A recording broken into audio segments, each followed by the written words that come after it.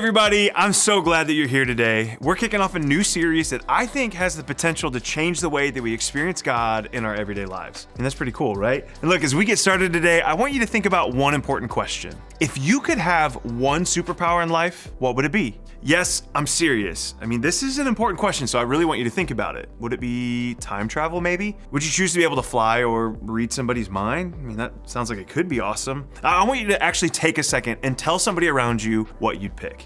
Look, I know all of those are great answers, but for me, if I'm being honest about it, the answer would be invisibility. And maybe it's because I'm really kind of an introvert at heart. But if I had the power to move around the world without being seen, like that would be kind of cool. Just imagine the pranks or the stories that you would have or the secrets that you'd come up with. Not to mention all the cool stuff that I could do without anyone ever knowing it was me. Like that would be amazing. You could do all sorts of good stuff. The only downside? I guess it's kind of the same as the upside. Nobody would ever know that it was me. I mean, I could do all the cool superhero stuff. I could save people from burning buildings. I could fight bad guys, right the wrongs of the world, but there'd be no evidence to prove that I was there. And it would be pretty hard to get anyone to believe that it was actually me. Okay, so what does this have to do with our faith? Well, sometimes we tend to think about God in the same way. We hear everyone say that God is at work in the world, but to us, it's almost like God is this invisible superhero. And without proof, I mean, how do we know that God is really here and really working in our lives? Well, that's exactly what this series is going to help us figure out. It's called How to See God. And over the course of the next 4 weeks, we're going to talk about what it means to see evidence of a God that we can't see with our own eyes. No matter where you are in your faith journey, I'm sure you found yourself wondering what it really means to believe in a God that we can't physically see. I mean, maybe you've asked questions like, how do I know if there's more to life than what I'm experiencing right now? Or how can I be sure that God is real when I've never seen God or heard God's voice? Or how am I supposed to trust someone who is invisible to me? How can I be sure that God is working in my life when I can't even be sure that God is there?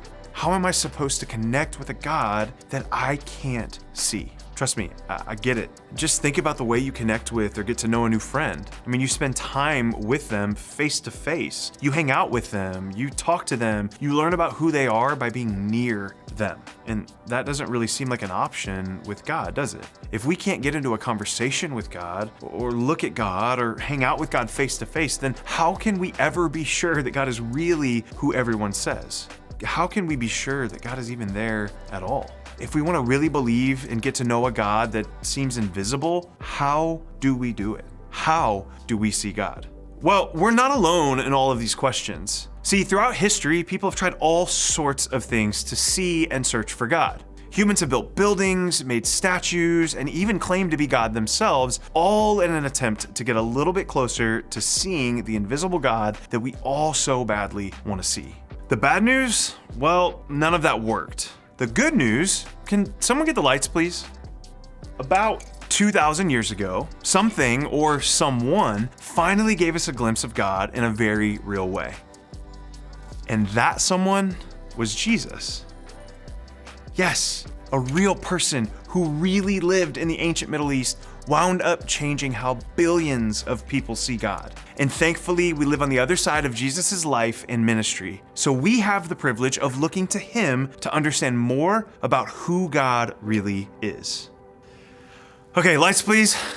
Perfect. Let's keep talking about this. There was one Christian leader named Paul, and Paul had a lot to say about who Jesus is and how he helps us see God. In one of his letters to some of the first Christians ever in a city called Colossae, Paul wrote this: Christ is the visible image of the invisible God. Okay, this pretty much sums it up, right? I mean, you can't get more direct than this. Paul's basically saying that when you look at Jesus, you see God. All those people who lived before Jesus' arrival on earth were waiting, wanting, and trying to see God. And then, just like that, Jesus showed up and finally showed them and us what God is like. But are we just supposed to believe this about Jesus because Paul wrote it? I mean, is it as simple as a guy writing a letter thousands of years ago and then all of a sudden, everything changed? I mean, sure, Paul's words, they're incredibly important, but they're not the only evidence that we have here.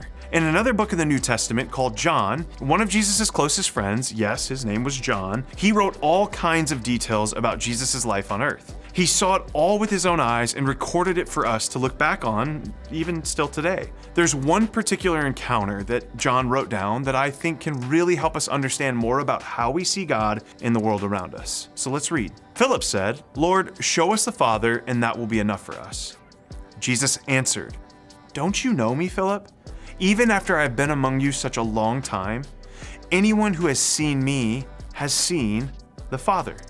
Okay, I think Philip speaks for all of us here. He's basically asking Jesus, how do I see God? I want to believe, I want to trust, I want to get to know God, but how do I do it if I can't see God? To which Jesus basically said, okay, somebody hold my water bottle. This is about to get real. And Jesus confirmed what Paul later said. Jesus himself is the reflection of God. So when we look at him, we're seeing God. We don't need to look anywhere else. We don't have to try any harder or wonder any longer. You can see God. Now, I get it. Jesus lived 2,000 years ago. So the guy who said he is God, the one we could look at to see God, is no longer around to be seen. So the question is, what now? I mean, how do we see God in our everyday lives today? Well, Jesus actually had something to say about this too. He knew that he would leave the world someday, and he knew that we'd need help in finding God without him there to show us the way. That's why Jesus promised to send some help. Look at what he said. "But very truly I tell you, it is for your good that I am going away. Unless I go away, the advocate will not come to you. But if I go, I will send him to you." Jesus said that even though he left, he sent the advocate or helper to be with us. Typically, we call that helper the Holy Spirit. That Spirit is the very real presence, power, and energy of God who is at work in us, in other people, and in the world around us. So no, Jesus is no longer standing right in front of us, but we can be confident that God, through the Holy Spirit, is still working in the world. In fact, the Spirit is key to helping us see God every day. Actually, Paul gave some advice to early Christians who started following Jesus after he left. And that advice can still help us today. Check out what he wrote. "Since we live by the Spirit, let us keep in step with the Spirit." Okay, the meaning of keep in step is literally to get in line behind a leader. I mean, think like kindergarten single file lines here. You're holding the rope and the Spirit is the line leader. We're following the Spirit's moves. We're looking to the Spirit for guidance, and we're watching where the Spirit goes. Because of both Jesus and the work of the Holy Spirit, you can see God. So, if we want to see God today, we have to look for the Holy Spirit at work in the world around us. How do you do that? Well, I'm really glad that you asked. First, you have to know what to look for. And Paul gave us a list of fruit or evidence of God's Spirit. See, just like a tree grows fruit, when the Holy Spirit is working in your life, in the lives of other people, and in the world around us, there's fruit to show it. So what's the evidence that we need to look for? I mean, what's the fruit of God's Spirit? Let's read how Paul described it. "But the Holy Spirit produces this kind of fruit in our lives: love, joy, peace, patience, kindness, goodness, faithfulness, gentleness, and self-control." When you see those things yourself, or you experience them in others or in the world around you, that's evidence of God at work. That is how you can see God. And now that you know what to look for, I want to encourage you to commit to looking for God at work in your everyday life. I mean, when you feel joy while you're scream singing your favorite song with a friend, you can see God at work. When you have a moment of peace while walking outside and enjoying nature, you can see God in that moment. When you use self-control to study for the test instead of just continuing to scroll social media, you can actually see God in that self-control. When you experience the kindness of your small group leader, you can see God. When you're loved by someone in your family, you can see God. All of those things, love and joy and kindness, just a few of what we walk through, are evidence of God's Spirit at work in you, in people around you, and in the world around you.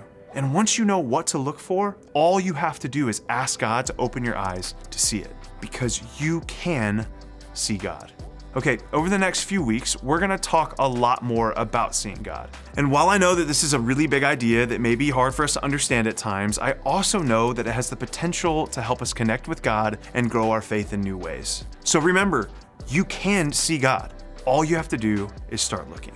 When you head to small group, think about your answer to this question.